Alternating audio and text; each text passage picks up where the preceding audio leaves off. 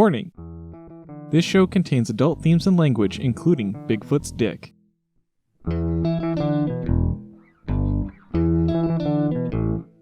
Dysevidentia is an inability to reliably process evidence, and this is a podcast all about it.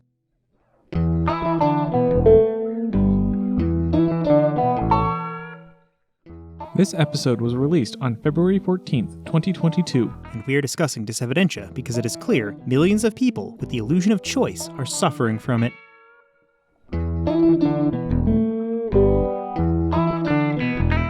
I am Mako. And I am Squeaky. We discuss logic and evidence because someone has to break down your favorite infographic. You can support us by becoming a patron at patreon.com/Dysevidentia. If you spent all your money buying all the newspapers and radio stations in Minot, North Dakota, you can still like, subscribe, and leave a review to help us out. If you have a paper you have written or a small business to plug, let us know. Today we are going to discuss Dysevidentia in the wild, media consolidation, and furries shitting in the hallways.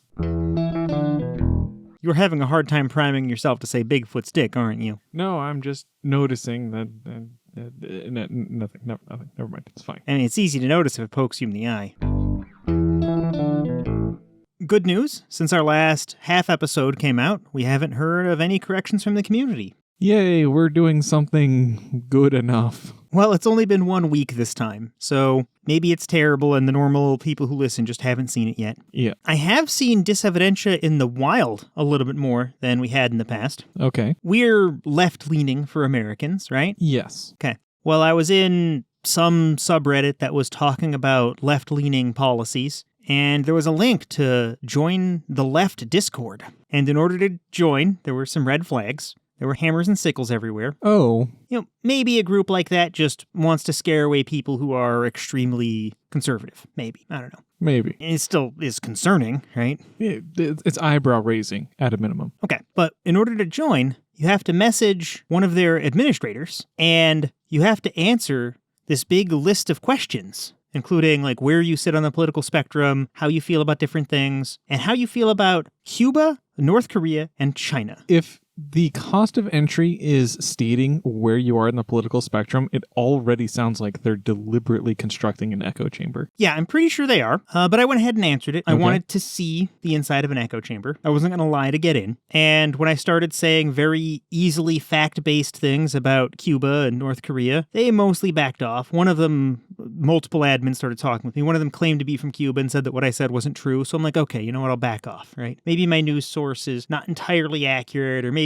I subtly conveyed something slightly wrong, like the difference between left and progressive. Yeah, there's some subtleties there. Yeah, okay, so maybe there was some subtlety like that, but on the topic of Cuba. Mm-hmm. But I mentioned lots of different ways where the Chinese government was demonstrably oppressive. And one of them was the Uyghur genocide, which is a thing that I'm pretty sure is real. I mean, I haven't gone there, haven't seen them, but I suspect they would just push me into the camp too if I had. Yeah, maybe. And they were like, well, how do you know you're not just believing right-wing propaganda? And I'm like, well, I can check sources. We need to check against reality. Their response was, well, what do you think of this Reddit post? And they linked to a Maoism subreddit. Okay. The banner was a bright red Chinese flag, and I don't even know how to articulate this.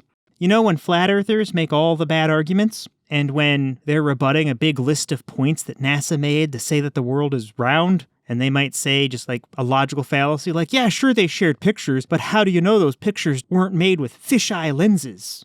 And Sure, just that whole flavor of dismissiveness. yeah, and this thing wasn't short. It looked like it reached the Reddit max post length, so like 10,000 characters or whatever, not a short thing. And it looked like it cited a ton of sources, but when it did, it was like, we're going to dismiss all of the first-hand accounts of Uyghurs because one time one American put up one fake witness. It also happened to be George W. Bush putting up a fake witness for something, and actually there was reason to believe he thought it was true at the time. So that's not related to this. Yeah, we all acknowledge, or at least I acknowledge, fake witnesses can be a thing, but they presented no evidence that these witnesses, the many witnesses of the Uyghur genocide that we have here in the States and in other Western countries, were fake. They're just asserting it.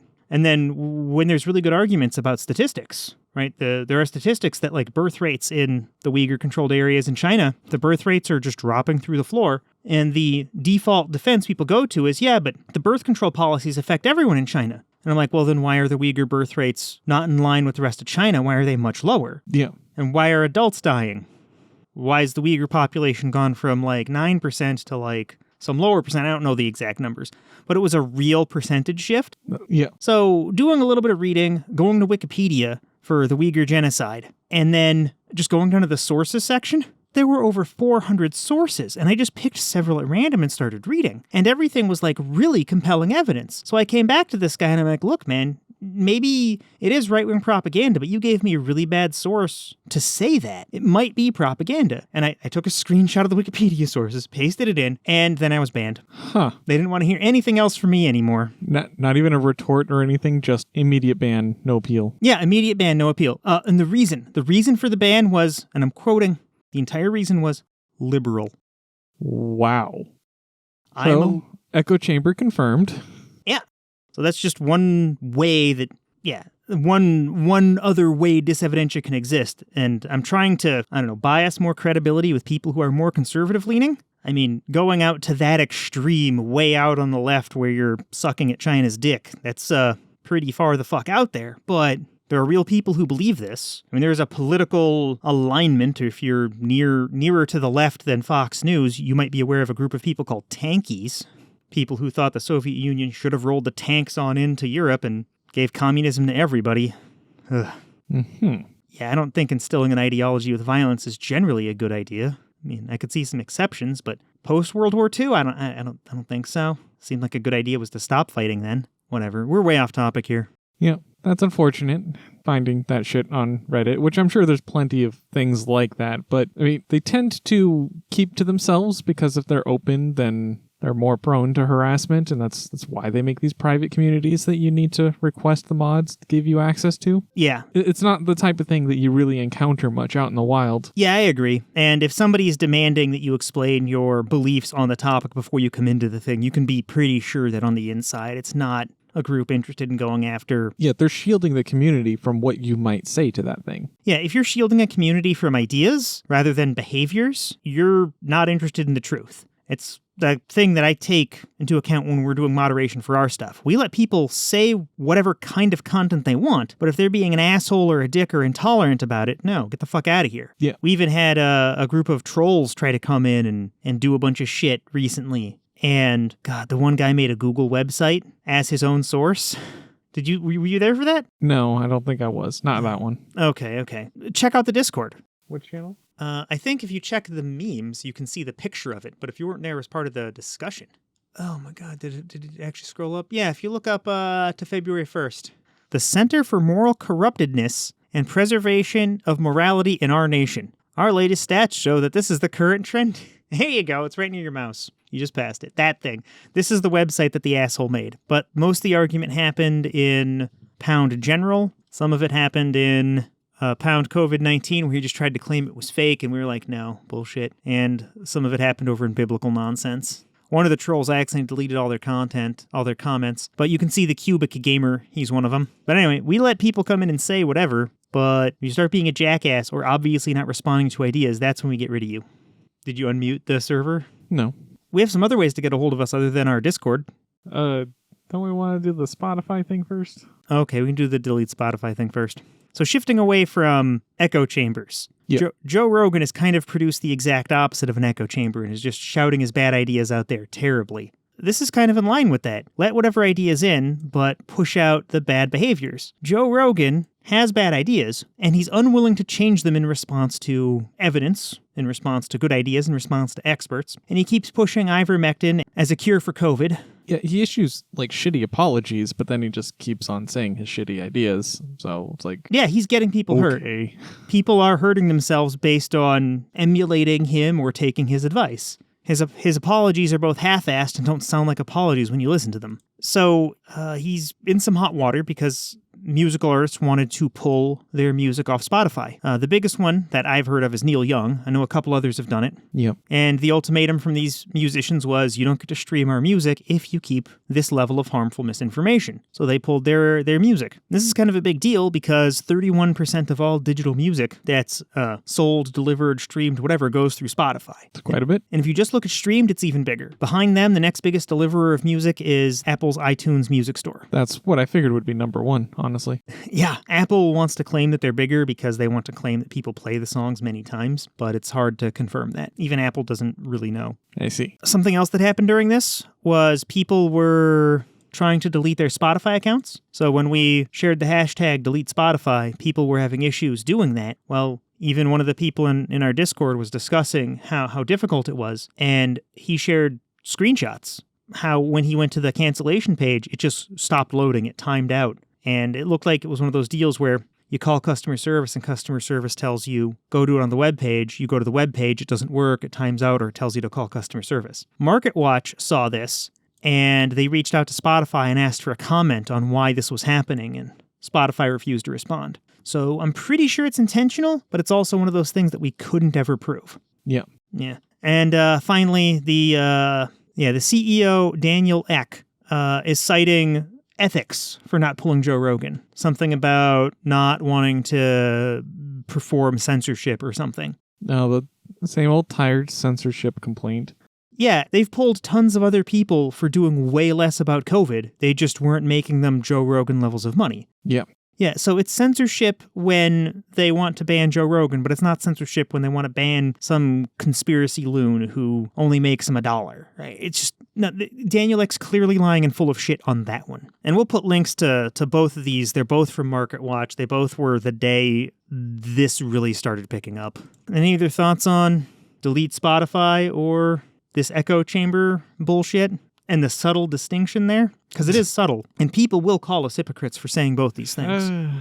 Not really. We can address those as they come. Yeah. Well, maybe. They're going to call it to us, not in our space. They're going to say it out in the wild. The best we can do is say that it's not hypocrisy and play the whole fucking segment, asshole. Speaking of bits of the media that we do control, there's several ways you can get in touch with us and share your ideas. If you think our ideas are bad, you can correct us. Mm-hmm. If you correct us, we'll give you a flash drive. There's some limitations on this. We won't do it forever, but if it's any of the past, 3 episodes we've been saying, and as long as we haven't given out more than 3 flash drives for that episode, you get one. Yeah. Okay. If you want to support us financially, there's Patreon. You can just go to patreon.com/Dysevidentia. If you want to talk to us on Reddit, we have a subreddit, r/Dysevidentia. If you want to tweet at us and tell us how bad our ideas are in 140 or fewer characters, it's @Dysevidentia on Twitter. We have a Discord that you can chat with us in. The link to the Discord is in the show notes. We have a YouTube channel as well. That link is equally unsightly, so that'll be in the show notes also. You can email us at contact@dysevidentia.com. And you can read the show notes, transcript, and see all of our sources at dysevidentia.com. But we don't have a Facebook, because fuck Mark Zuckerberg. Why the hell is everything redirecting to Fox News? I wanted to simulate a world where Rupert Murdoch bought the whole internet. So I need to reset the router. It might be harder than that. Uninstall software on my computer? Did you install malware on my PC? It's worse than that. How the hell is it? Wait, what is that behind your back? Definitely not a soldering iron. Give me that. No, it's still hot. What did you do? Look inside your computer. What even is this? It's like you Picasso'd all the electronics. I reworked it so it thinks that the only phrase is Fox News. It can't type or accept anything else. With just a soldering iron? Even if it adds 2 and 2, the answer is... Fox News. Hey, you can get a new one at ABK Kustoms. I shouldn't even need to get a new one. But you can have a custom one built and save 10% if you give them code evidence. That's abkkustomz.com. We know it's good because Mako buys a new one every episode. So, new news in the world of the ongoing COVID pandemic that we all wish would finally be over, and plenty of people have convinced themselves is over. It's actually the title of today's 538 podcast episode. I haven't listened, but the title is Americans Are Done with COVID. What does that mean? Yeah, a lot of people are getting sick of COVID, but sorry to say, it's still out there. And it's not exactly getting worse, but okay. Anyway, whatever. Newest news. There is a new Omicron variant that has been spotted and is currently being studied. There's a lot that we don't know about it. In fact, most of the things about it, we still don't know about it, other than it exists. But the one thing we do know is that it is more infectious than the original Omicron variant. What the fuck does that even mean? Omicron's like the most infectious thing ever. And this one's more infectious than that, so its title has been taken away from it. The fuck? Does it like come with little jet planes when you sneeze and just flies and hits everybody in town?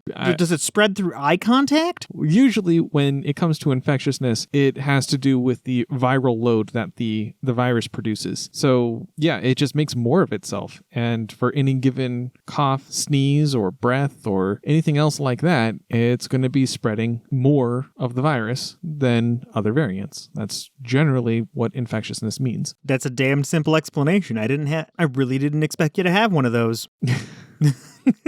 Now you know. Now I know. Thank you. Yeah, I don't know anything except how to learn things, and then I forget them. I don't know anything about what I did last episode. I just relearn things every episode. So this is great. Okay, good.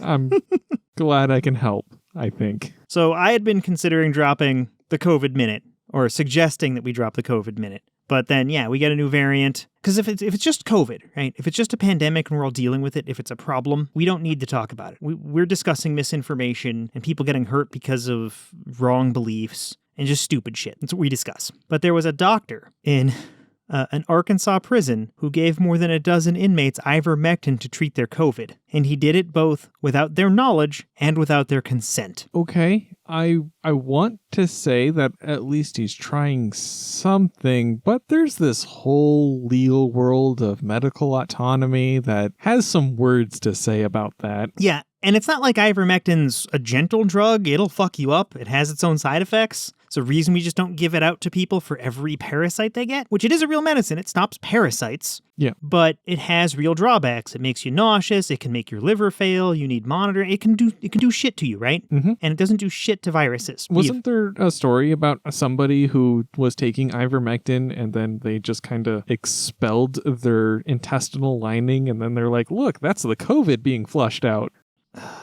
So I don't know if that one specifically has happened, but for all of these pseudoscience cures, yeah, lots of people do stupid shit like drink bleach and then shit out their intestine, the lining of their intestines. And like, look, the COVID, and they say it looks like worms or something. Yeah. That sounds familiar. It's a lot of people. Or there was one where there were kids with autism and the parents were claiming to cure autism. Oh, yeah. And they were giving their kids bleach enemas. I heard about that one. Yeah, and then the kids would shit out their intestines, and the parents were like, look, my kid's shitting out worms. That's the autism coming out. The autism worms. If you're dumb enough to put bleach in your child's asshole, you don't know that autism isn't caused by worms. Yep. It's, for people who don't know, autism is purely genetic. There's no communicability to it. You have it or you don't. That's that. It's just a mental state that you have your whole life, and the medicines we have largely treat the symptoms of not having the same social or sensory filters the rest of us have. And these people aren't dumb or wrong. They're just not tolerated by a lot of people. Yeah. Anyway. So this doctor, Robert Karras, I'm naming and shaming. He's a public figure. He's a government employee. He's done a dumb thing. This doctor, Robert Karras, is being sued by the ACLU. So fuck that guy. We need to keep the COVID minute for at least a few more episodes because Joe Rogan won't shut up. Fucking doctors in the deep south won't stop poisoning inmates. And then basic science. Omicron's gonna kill us all. It's becoming even more infectious. It's not going to kill us all. You're right. Yeah, it's going to kill 1% of us. What was it? Flu epidemic of, was it 1918? Was that the last big one? 1918, 1919, yeah. Yeah, so... It had a lethality in like the 3 to 5% range, didn't it? It was pretty lethal. And I'm sure in the moment a lot of people were like, oh my god, this is it. And then the dust kind of settled. And how these things historically have settled, and we have way more medical science than we've ever had before. So maybe the dust will settle a little bit different, and maybe the next time this happens, it'll settle differently. But historically, how these epidemics settle is everyone who is susceptible to the virus dies, and then everyone else just keeps going because they're not susceptible to the virus. Now, when you say susceptible here, you mean lethally susceptible, because most people talk about susceptibility in terms of catching it. You're talking about succumbing. Not specifically dying to the virus itself, but being weakened enough by the virus such that you could potentially die or be removed from the gene pool or something along those lines, even through secondary effects. So just to continue the general through line we've had in talking about a few numbers during the COVID minute, death counts. We're up to 932,000 deaths in the U.S., so we're approaching 1 million. They're at 2 million deaths in Europe, and Europe is... your eyebrows just rose, didn't it? It's a lot. It is. Well, there's a much larger economic range of people in Europe, is my understanding. People way out in Eastern Europe and down in the Balkans, there just isn't as much money as there is in the U.S. And we invented like 3 of the vaccines or something. Not all of them. One of them was done in Germany. Yeah, debatably the most popular one. Yeah, the Pfizer one, right? Yeah. Yeah. But then also the population. There's like 500,000 or 600 million, I'm sorry, 500 million or 600 million people in Europe, something like that. Mm-hmm. So it's around double the population of the U.S. We're at about 300 million, 350 million. So a little less than double. 350 to 360 is what my understanding of what it was. Yeah, so if you doubled our population and doubled our deaths, we'd be at 1.8 million. We're not that far off. We're doing just ever so slightly better, but that also might be attributable to us just being way more rural than any other country of this economic level. Yeah, we definitely are more spaced out, but we're also more interconnected. Like, you're not wrong. We have more like air travel. We have a lot of highways. A lot of highways. But I think Europe has a lot more trains and public transportation and stuff like that. Yeah. So something I didn't see anywhere in Europe, I saw one county in Nebraska that had 0 infections. Now, that might be because that county has like 5 people. Okay. They caught it and just can't get it anymore. Maybe. And it is Nebraska. You say that like being a Nebraska resident somehow imparts some COVID immunity. I mean, distance is a sort of COVID immunity. Sure, we're in the center, but we're far from everything. Okay. These people presumably still have to get supplies, though. It's not like they're being in contact with nobody. They have corn. Most of the corn in our state goes to the cows. Yeah. Can cows transmit COVID? It's not like they're cats. But they can't eat the corn, therefore they need to get other supplies from humans. They eat the cows. This is some bullshit. They have to harvest the corn, and there's other supplies, like fuel, for example, unless they're getting the fuel from the cow farts. No, we can make fuel. We can make ethanol-based fuels out of corn. Can the farmers? Yeah, I don't know about any one specific farmer, but that equipment isn't actually that big. Sorry, this is not... This is not constructive. Fuck you.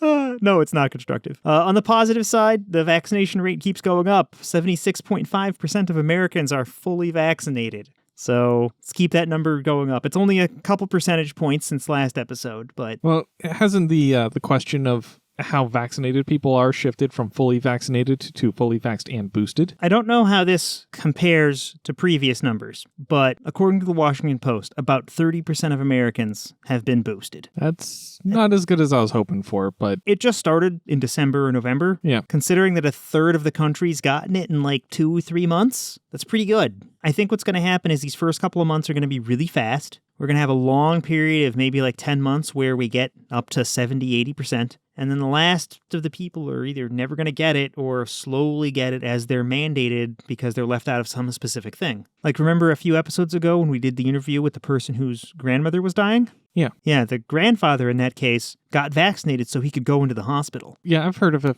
few people that were in that position, which sucks. Yeah. But, I mean, the nature of boosters, like, we're likely to continue to need boosters for the foreseeable future. By the time we get to, at this rate, seemingly, assuming that the vaccination, or the booster rate, rather, declines in an intuitive manner, before we even get to 50% boosted, we're going to have another booster. There is some logic to that, and I think a lot of people fear injections every quarter or something, and likely it'll just shake out like the flu vaccine. You should get one every year. Okay. Then maybe I'm just full of shit. That's entirely possible. I don't have a source saying that. I don't know. Maybe not. I don't know. No, believe me when I have sources and they're good. All right, fine. Fuck you. Typing noises, shuffling noises, more shuffling noises, crack, pop, computer opening noises. one of our listeners sent in an infographic. Uh-huh. Yeah, they were curious what we thought about it. This is a really large, scroll-tastic infographic by the looks of it. Oh, yeah. We'll link to it in the show notes, and we'll make sure it's on screen and probably scrolling by slowly for all of our YouTube viewers. But for now, Mako, do you have it on your screen? I do not. There's a link. I do now. Okay. So it's huge. It's seriously like, if it were a page wide, it would be like 8 pages long or something. Yep. But it's titled A Media Consolidation, The Illusion of Choice. And we went through and vetted the sources, checked what it was saying, and many of the claims check out, but it's kind of old now. And a lot of the sources just, they don't exist anymore. They result in 404s. Yeah, we were discussing that in the prep for this episode, and it appears to, like you said, it has a lot of accuracies, but it really, really hasn't aged well. Yeah. Okay, so it was made in 2011, so it's like 10 years old now. Yeah. It's talking about 6 companies own most of the stuff, and it goes over notable properties that each company has, like how News Corp owns Fox, Wall Street Journal, New York Post, but they leave out The Sun because that hadn't happened yet. So this problem has continued. Yeah. Yeah, and there's like 6 companies they mentioned: CBS, Time Warner, Viacom, Disney, News Corp, and GE own pretty much all of the big media stuff, right? Like, people might think MTV is big business, but it's just one thing Viacom does. 90% of media is the specific claim, is owned by these 6 companies. Yeah, and I don't know if that's better or worse today. It's still problematic. I did, skipping ahead slightly. Go ahead. I did look this up, and actually it is worse today than it is what's being conveyed in this infographic. That makes sense. We haven't done anything to fix the problem, and the problem is being pushed by people who want it to get worse. Specifically, Viacom and CBS on this list, they've merged. So it's now 5 companies owning 90%. Viacom and CBS merged. Yep. Holy crap. I don't like the slant that this infographic takes. It says 232 media executives control the information diet of 277 million Americans. So yes, a small group of people controlling the view of a large group of people is bad, but this also gives it to us in a super biased, not consistent, in a context-free way, right? Like, I don't know how disastrous that actually is. Maybe that's not a problem because it's always been that way and we had good information access in the past. Or maybe it's so much worse than it used to be and there's less emotional, more, fact-based ways to communicate that. But then they try to provide context for things like these revenue numbers, where they say the revenue of these companies is so many billions, and that's bigger than the GDP of Finland, enough to buy every NFL team 12 times, 5 times the government bailout of GM. That dates it, doesn't it? Yeah, a little bit. They still talk a lot about cable, and then they talk about how few... Oh my god, they mentioned Dig. That dates it too. Yeah, Dig doesn't exist at all anymore. 178 million unique users read Time Warner News every month. That's twice as big as Dig, Tumblr, and Reddit combined. Okay. I think we're starting to look at how problematic infographics can be, but why don't we save that for just a moment? Sure. Let's skip down to the end so we can discuss some of the problems with this infographic specifically. At the bottom it says, brought to you by Frugal Dad. Who or what the fuck is Frugal Dad? I have no fucking clue when I checked. Okay. Today there is a blog called Frugal Dad. Maybe Frugal Dad used to be about finance news in general, but in the past week, they had 3 different recipes that let you make cheap food for your kids. Maybe.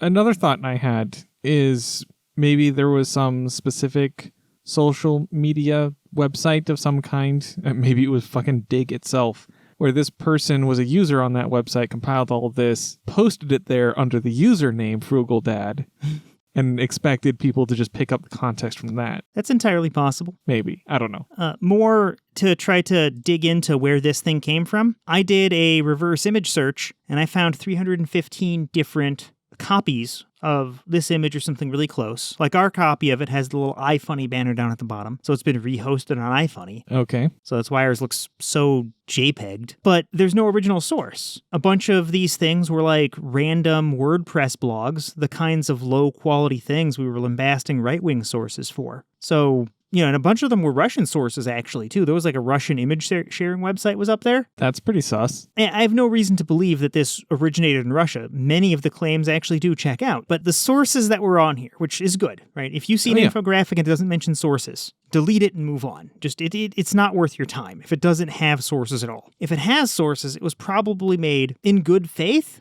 But like this one, let's say there's an error, right? If somebody made a version 2 of this infographic, the infographic has no way to tell you that it's the most up-to-date version. Not that they even try to version them. But then the sources on this, there are 19 sources, and 11 of them broke. This is great. I teased this one to Mako before the podcast. Mm-hmm. Any guess how, like the different ways they broke, and any guess how that breaks down? No, I mean, you said 11 of the 19 don't work. Okay. I'd imagine a lot of it is 404s. That's good. 6 of them were 404s on a web page that was still up. So that there are 5 other failures from these things. Three more ways they failed. I'd imagine at least one of them probably shows information unrelated to the topic. Oh yeah, totally. Okay. We'll save that one for last. Okay. 3 of them didn't load at all. Just the web page just was gone. Just the top level domain, gone. Okay. Okay.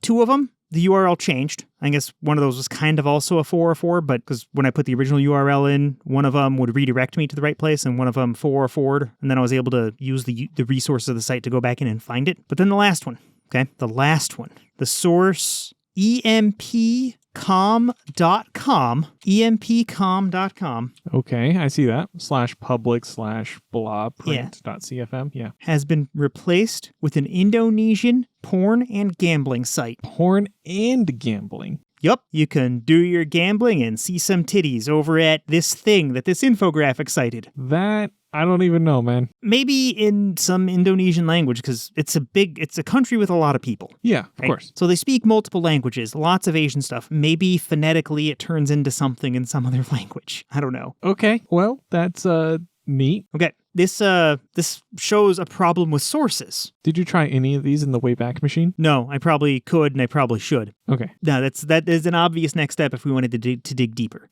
Okay. We just worked around that by just checking some of the claims, right? Like, Yeah. if you had an infographic and it gave you sources, you could check them in the Wayback Machine. And we should do a link to that. But the Wayback Machine is just a web page that will let you view what older versions of web pages look like. It tries to archive a whole copy of the internet as often as possible and hit web pages that change more often so we can just keep a living record of what's been viewed and what's going on. Yeah. Squeaky from the future here. I went ahead and punched a bunch of those web pages that failed to load into the Wayback Machine. Was able to get compete.com to load, but not the specific page that let us compare the things it was looking to compare. It did look like it was just one of those sites that dynamically generated comparisons, probably useful at the time for getting a real specific number, but again, context free. The Wayback Machine didn't have the New York Daily News article. There was an article from msb.edu that was a very emotional appeal about the consolidation of news under a single banner in Minot, North Dakota. Wasn't able to get the Olympics fact sheet, and Bloomberg News was a bust. EPMcom.com wasn't always porn. The Wayback Machine has the actual article, and it seems to be a bunch of legitimate numbers. I didn't know Hello Kitty was worth nearly as much as Disney princesses. But I'll drop a whole bunch of extra sources in the show notes so you can take a look for yourself if you're so inclined. Now, a problem with sourcing. Right? In addition to your citations changing, because if we link to Wikipedia, Wikipedia can get rid of the page. But you can minimize how much that impacts the veracity of a thing you're making if you connect your sources to specific claims. And Wikipedia and our podcast are both really good about this. When we use a source, we timestamp it. We bring it down to the second, and that's the second we use the source at. Okay. If a source that you're trusting connects specific claims to specific sources, then when those sources disappear, you don't have to distrust the whole thing. You can see if modern sources still back that up. Like every Wikipedia page does this. At the end of each sentence that makes a claim, they put a little link to a source. Yeah, a numbered citation that takes you to the bottom of the page that gives you more concrete information about the source itself. Yeah, so when we do our links to our specific timestamps, you can see how much sourcing we put into any one part. This infographic fails to do that entirely, and it wouldn't be that hard. They could put numbers in there. They could put daggers or asterisks, or put the sources right in line. Yeah.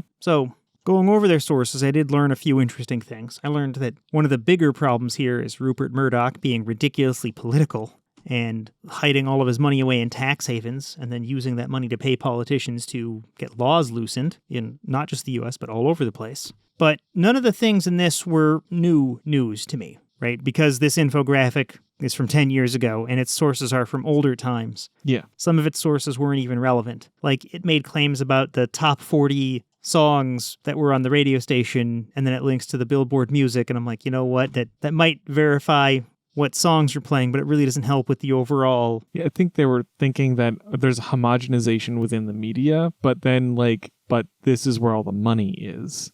So, I mean, yeah, there is homogenization, but you don't need this creative oppression in order to explain it. It's just money. There's actually a Future of Music link that did work, and will be in our notes with an infographic sites that actually discusses that, but it has industry leaders talking about it instead of me, so I don't have a well-formed opinion or enough knowledge there. I will say there's plenty of great free music out there. Oh, yeah. Tons of open source music, and some of it's awesome. Like, actually, the guitar riff we use in the opening of our podcast is Creative Commons licensed. So some guy just played it and said, hey, do what you want with it. Like, cool. Now I have to make a podcast. I don't think that's quite the order of things there, but okay. I don't know, man. That happened a year ago. Whoa, a whole year. That definitely means you don't remember it anymore. Yeah.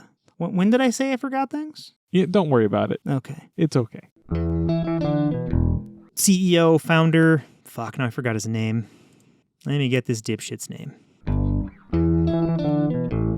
It's my understanding you've done some research on media consolidation. Oh, just kind of looking up where things are right now. I pulled up the Wikipedia page. It's one of the places I go for a lot of our stories. But in the case of this one, the Wikipedia page is just very densely packed with all sorts of information that, I mean, if I were to try to cover that in the podcast, it would immediately make the podcast, this topic, a 2-episode thing. And it's just, no. So if Wikipedia was sexier and more approachable and just... like an infographic. Then more people would listen. The problem is infographics don't stay accurate, and so many are bad. Ugh. We'll circle back to pros and cons of infographics.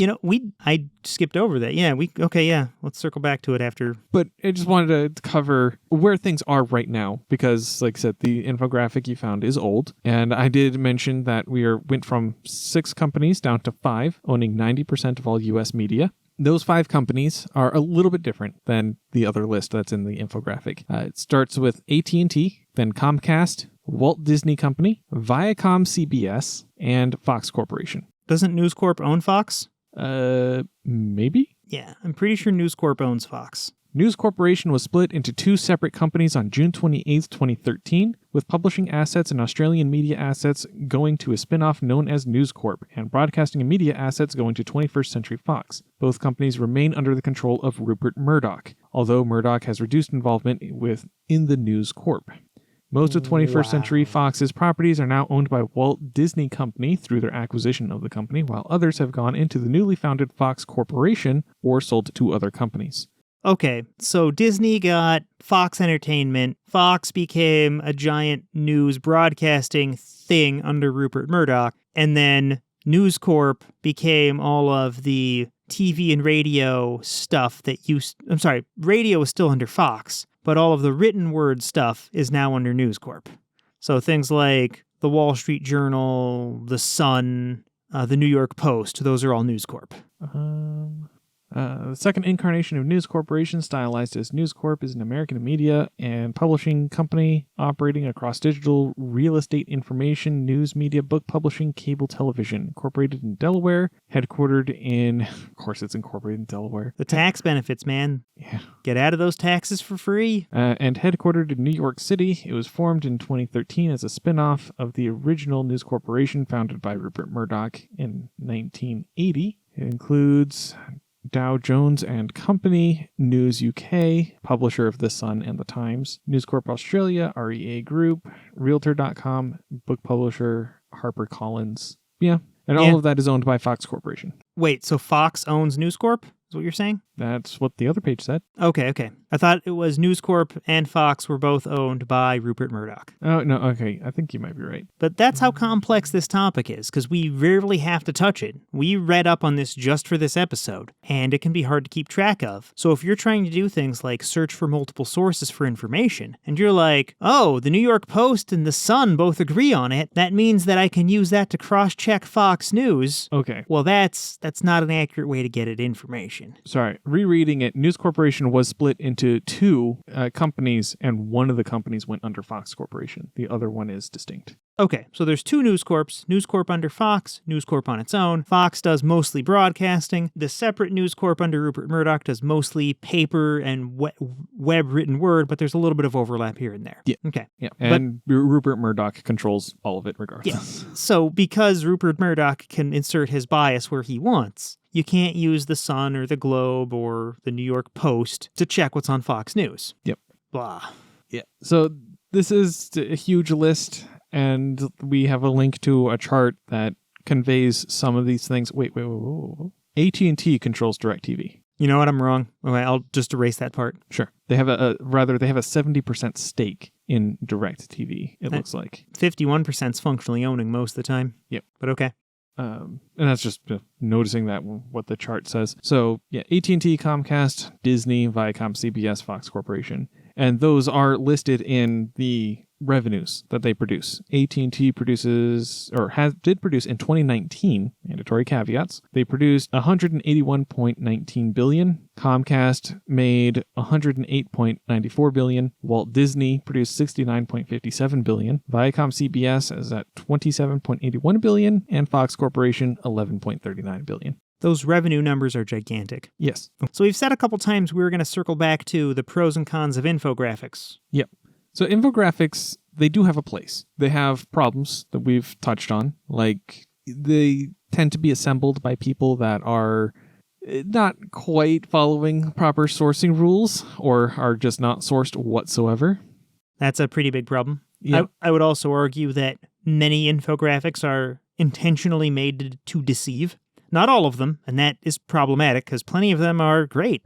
Yeah. Some of them come from reliable sources like Kurzgesagt. But yeah, so some people make manipulative infographics, and some people make them earnestly. Yeah. And then oftentimes the people who make them earnestly don't source them well, don't provide good citations. This one that we got was actually above average. Yes. Right? Even 10 years later, almost half the links worked. And I was able to then even tease out a couple more, because some of the ones that were forward, I searched on the webpage and found the original article, read it, and did a little bit of fact checking. Yeah. Well, one thing that infographics absolutely do well is they condense things, and both good and bad, they provide a good vehicle for conveying some amount of emotion. And okay, yeah, emotion for the sake of emotion in any given argument is just going to be bad. That is just manipulating people. But if you're trying to build a social movement and you're trying to tell people why a thing is bad, you need to convey emotion. It's literally required. Yeah. You have to create that engagement, and you have to work emotion in order to create that engagement. What I would love to start seeing, and what would make infographics more credible to me, is if people dated their infographics and we just started ignoring them when they were above a certain age. That could work. Now, that does require buy-in, but it also means we could start up a rule that says if the infographic isn't dated, ignore it. So,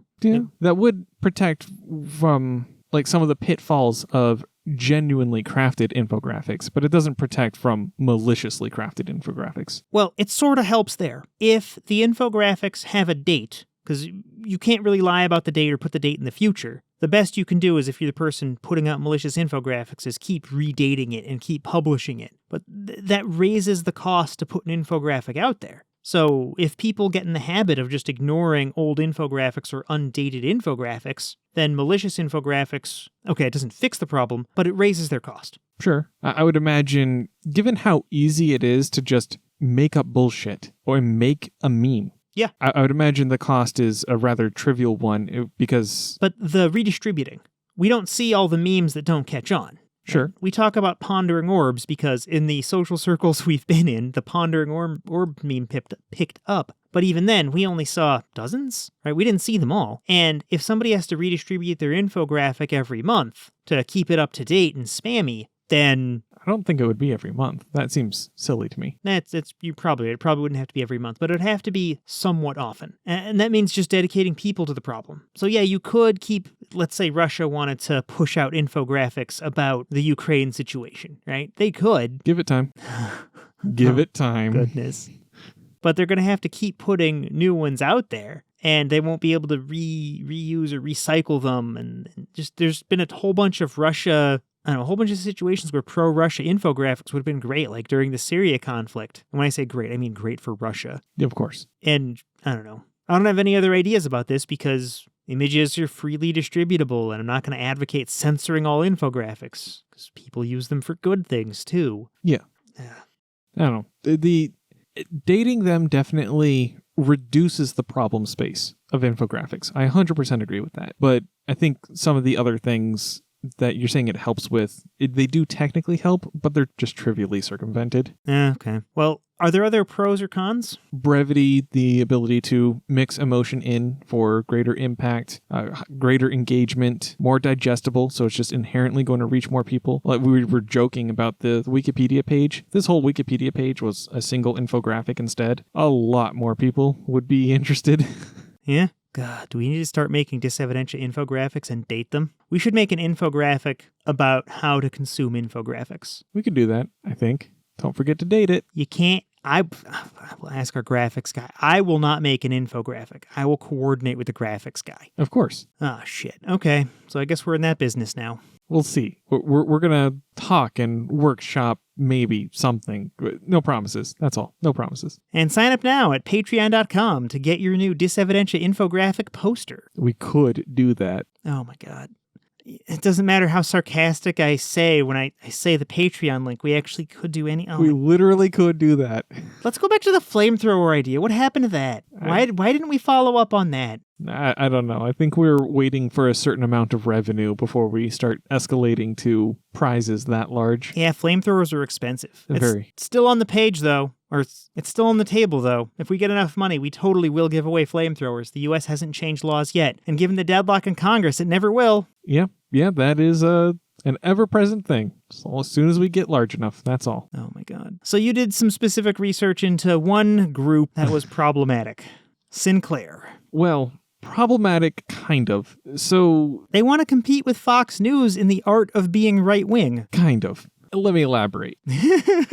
So Sinclair Broadcast Group has been picked on in particular. A whole lot of people described it as the Sinclair effect for when a parent media company buys a smaller media company and then enforces some kind of creative direction, creative control on the content or media that they release. The idea, specifically with the Sinclair Broadcast Group, because they go around acquiring local news stations, and people were accusing them of forcing them to run conservative or right-leaning news segments, commercials, content, all that. And there has absolutely been a non-zero amount of that. With it is trivially provable, there's been a non-zero amount of it. On July 3rd, 2017, John Oliver did an episode, Last Week Tonight, where he discusses it, and just quick rundown of what he says. There are must-run segments that are created by Sinclair that are then distributed to each of these news stations. And again, as the name suggests for must-run, they absolutely must run these segments at some point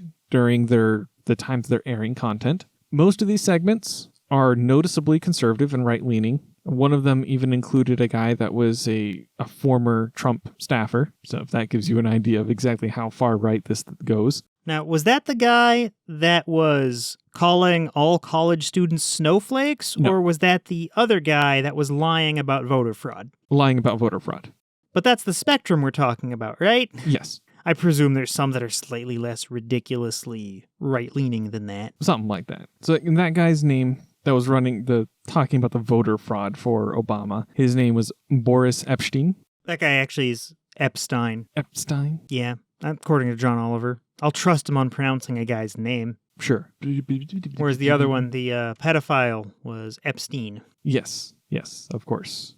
Anyway, so they had must-run segments, and since the airing of that episode, John Oliver's episode, talking about all of this, they have pulled back on that a little bit. They don't do as many must-run segments, and specifically Boris Epstein's must-run segments have been dropped completely. That happened in December 11th, 2019, and the stated reason for it was to encourage stations to prioritize local investigative journalism and coverage of the 2020 U.S. presidential election. But we don't have any official comment from them about... Wait, it was dropped in 2011? No, 2019. December 11th, 2019. Oh, okay. Mm-hmm. But Sinclair still has, for some reason, chosen to be in the conservative or right-leaning part of the political spectrum, Yes. are we supposed to believe that they just gave that up and opted for investigative journalism, which tends to be left-leaning? Well, specifically in the case of Boris Epstein, his must-run segments they're gone. And that's not the only one. So there's still other things going on, and that still sucks, but it is better. Now, the specific claim that the Sinclair Broadcast Group is going to eradicate local news journalism in favor of partisan politics. That is what people are referring to when they talk about the Sinclair effect. And a few people have conducted studies to try to figure out how accurate that claim is. So I found one study at colorado.edu. They looked at 6 Sinclair stations over the course of 6 years to examine the effects of the Sinclair takeover. They found that after Sinclair took it over, the coverage of local stories dropped significantly, and in a way that suggested that there were budget cuts in the studio itself. They just couldn't cover as many stories. Syndicated content from other stations increased fairly substantially. Stations covered partisan politics less after the acquisition, according to these people. That's interesting. Yes. This is despite the must-runs that we know exist, so I think that implies that they were running even more partisan politics before the acquisition. Now, there's a bunch of ways to read this and a bunch of possible rebuttals, but just the smallest, simplest thing here is there are 2 sides of partisan politics. Yes. If there's a prescription against running all left-leaning partisan politics, you're going to be running less partisan politics, but you're going to be more partisan. And a lot of times academics try to step back and not categorize things as left or right because fundamentally that requires a judgment call, which is anathema to good, hard science. When you're doing good, hard science, you want anyone to be able to look at the data and draw correct and accurate conclusions from pure data, and that's really hard to do if you're munging the data with your bias beforehand. But there's no way to look at, is this story left-leaning or right-leaning, without injecting your bias. And that's why we just own it. We just own it. We are biased. We are both somewhat left-leaning, not as left-leaning as that subreddit we talked about in the meta segment. The study itself was regrettably paywalled, so I couldn't dive into the specific details. But from what I was able to read, it didn't sound like they were trying to pick favorites with partisanship at all. Well, then that comes to the next concern that I've had, or that I would put forward with complaints like this. Because I've seen in the past studies saying that, there's no partisanship going on in insert thing that society feels is obviously partisan.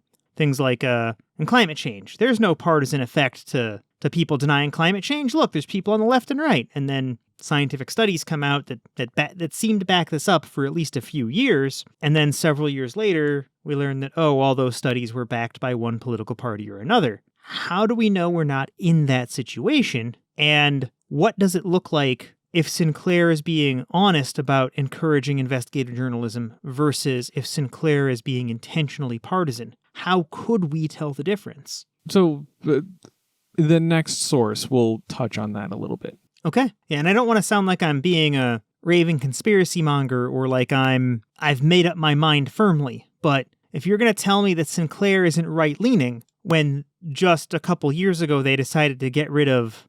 So these studies are not about Sinclair itself. They are about the content being aired by the stations before and after Sinclair took over. Yeah, I'm with you there. But there's an implication that if Sinclair is right-leaning, the stuff and the stations they own will eventually be right-leaning if it isn't already. If they exert creative control, yes. Yeah, and you don't buy this many stations without a desire to assert creative control. It's not like these stations are money-making machines. Local stations, there's a lot of easier ways to get really rich than buy a bunch of local stations. So, other things they found. Stations took on a more cable news style approach. The abstract didn't really elaborate on that all that much, but that is something that I heard in multiple places, and other places did kind of define what they felt cable news style approaches to be. And so cable news style approach usually means that they're covering more national news instead of more local news, and they use dramatic elements, commentary, and partisan sources. More often? Yeah. The talking head and argument model. When you say cable news, that's what I was thinking. So I'm glad somebody defined it. And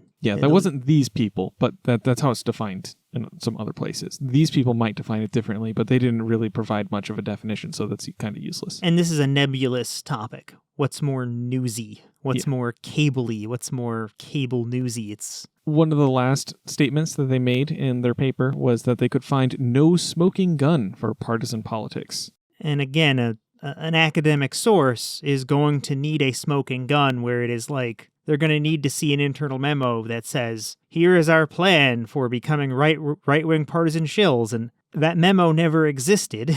And if it does, it won't ever get out.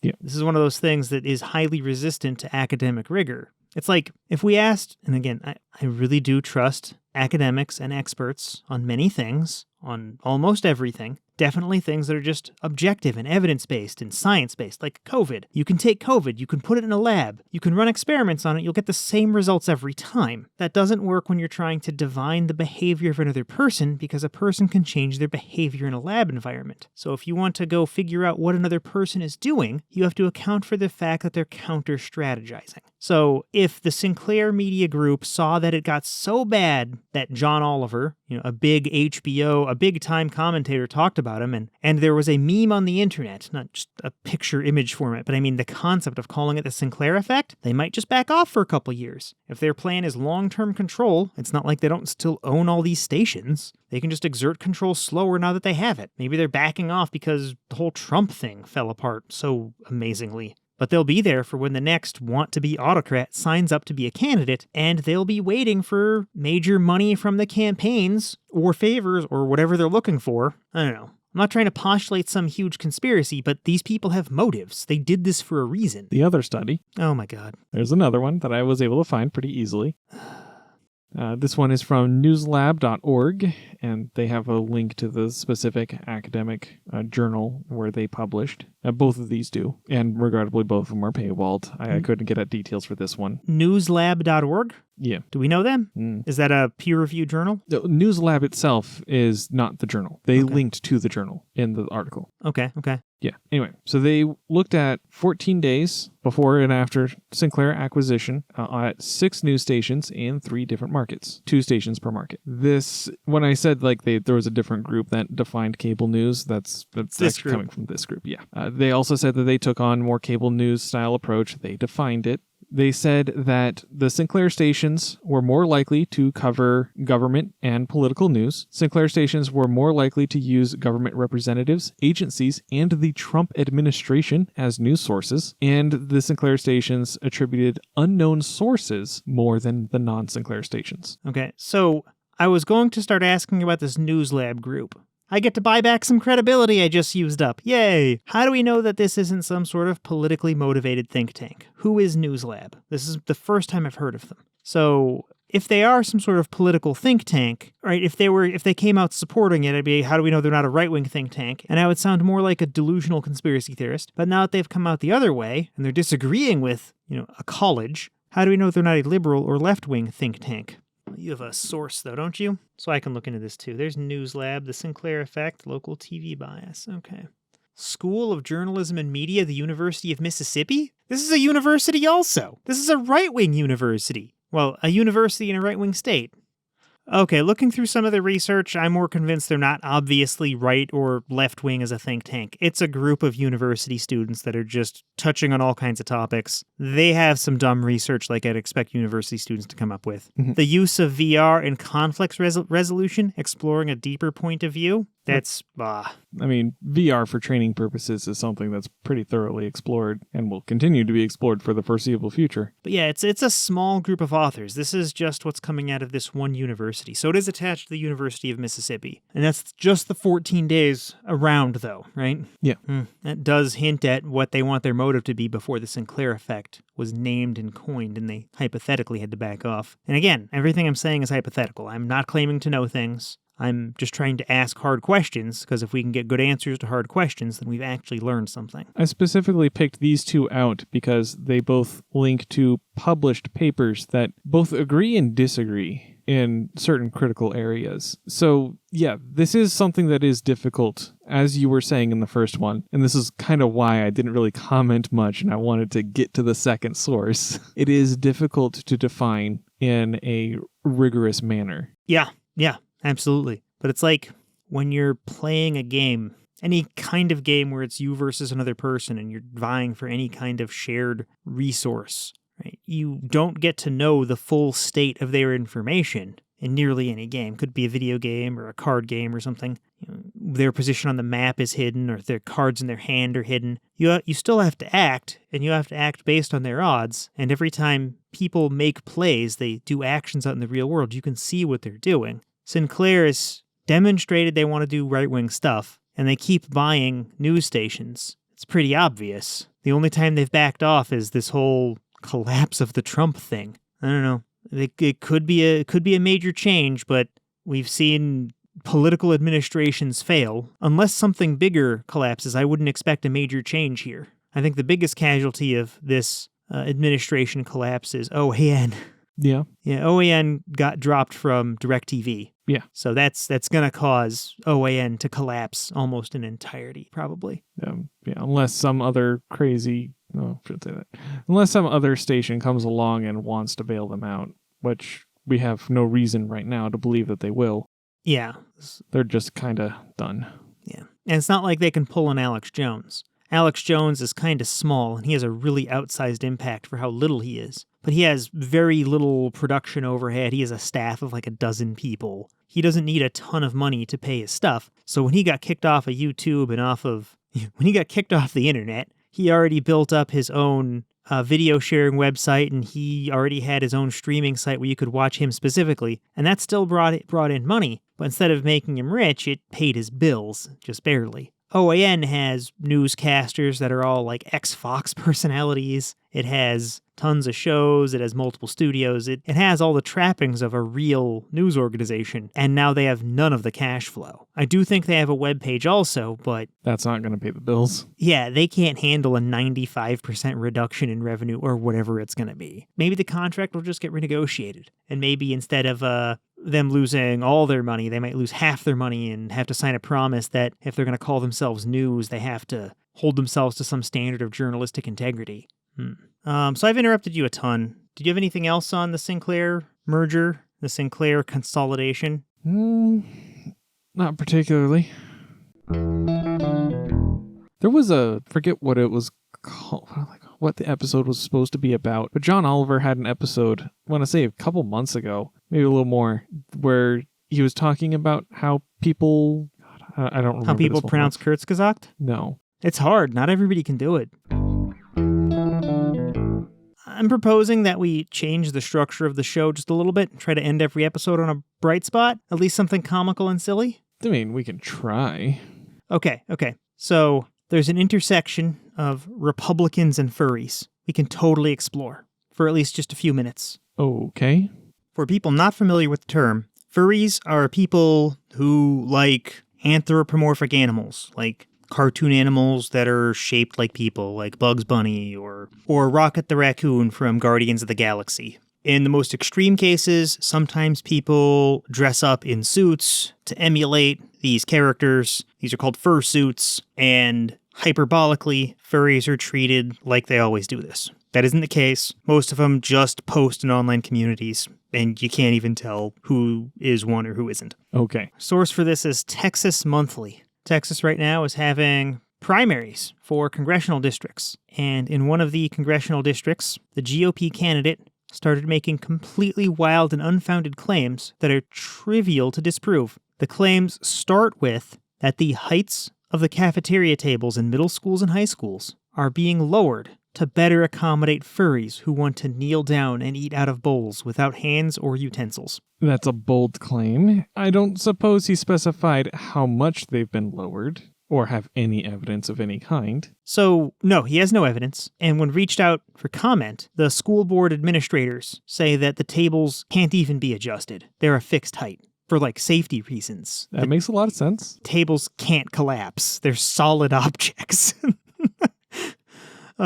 This person went on to claim that there would be litter boxes in the hallways. For the furries. to shit in the hallways. Not even the bathrooms, in the hallways. And piss in, I presume. Well, yeah, and litter boxes are both, yes. And the final and most ridiculous claim, the furries, his phrasing, not mine, and it's clearly intended to mock already persecuted people. Apparently, the furries identify as animals, and therefore they should be exempt from homework and are getting exemptions from homework because paws and claws and hooves cannot manipulate pens and have difficulty with keyboards. That is obvious and absolute bullshit. It absolutely is. They reached out to some random furry guy who's head of some community, has some credibility, and he's like, this is all stupid. We don't advocate for any of this. But he said it diplomatically. Of course. So, do you have any response to this, or is it just so dumb that you don't have a response? This is profoundly fucking stupid for a lot of fucking reasons. This is obviously some guy that's just throwing shit at the wall and seeing what sticks. Oh yeah, totally. Now, this isn't the first time that the GOP or a major candidate has thrown... This guy's not a major candidate. He might just get primaried out, and then the Republicans might lose. But this isn't the first time that wild furry nonsense has shown up during a race. Of course. So back in 2018, for a congressional spot in Virginia, Denver Riggleman was running to be a candidate for a congressional district, and he tweeted pictures of his Bigfoot erotica drawing that was to be the cover of his Bigfoot erotica book. Bold. It was titled The Mating Habits of Bigfoot. Mako's looking at my screen. He's not believing this. That's a thing. I will see if we can get this tweet put in the YouTube video. Of course. The censor bar is gigantic. It's as big as Bigfoot's thigh. Isn't it? Look at that. Yeah, I can see it, yes. So this was the Republican who was running. Okay, one Republican's just going to denounce furries, and then the other one's clearly a Bigfoot furry? Whatever. Fine. But his opponent, Lisa Cockburn. Wow. Not making that up. That's her real name. That's so unfortunate. She is retweeting this guy's Bigfoot dick pics for political reasons that make sense and helped her. Okay, she's retweeting these things and saying, look what my opponent is doing. And this whole time, Denver Riggleman has no platform. His webpage has nothing but vague claims of, I'm going to help agriculture. Just that's like seriously the level of what he's got. And she's over here with ideas and plans and like no Bigfoot erotica. Not that Bigfoot erotica should be disqualifying, but maybe you're a bit distracted. Yeah, at least have a plan and a Bigfoot erotica, not no plan and Bigfoot erotica. Yeah, there you go. That's all we're asking for, right? If you're going to have a big black censor bar, have a big plan to go with it. Yeah, seems straightforward to me. So Denver Riggleman denied that he was writing or at all related to Bigfoot erotica. Oh, fun. Claiming it was a joke that his military buddies played on him. Uh-huh. So that doesn't look any better, because then it means his military buddies randomly have access to his political candidate account stuff. He has no concept of operational security. Yeah. I don't know which is better, just admitting that you like Bigfoot's dick or admitting that you have no operational security. But if you're a Democrat, you could at least be like, I'm gay, vote for me. And I mean, look at this Bigfoot man. This guy's got abs. This guy's jacked. Yeah, those are definitely abs. That could just be a hairy guy for all I know. If you didn't tell me it was Bigfoot, I'd just be like, fucking hairy. Yeah. You just tell me it's a hairy bodybuilder. I believe you. Anyway, so just one last thing. Riggleman self-published a book in 2006. What was it about? Hunting Bigfoot. I will link to the self-published book in entirety. The PDF is just available. I suppose his friends published in his name as a prank, too.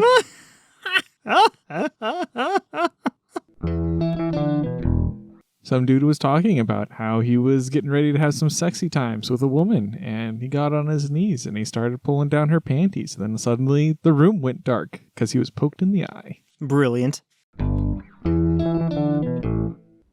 Thanks to our sponsor, ABK Kustoms. If you haven't looked into Ren and paying off your carbon waste, consider checking out our other sponsor, Ren, and their carbon calculator. Link in the show notes.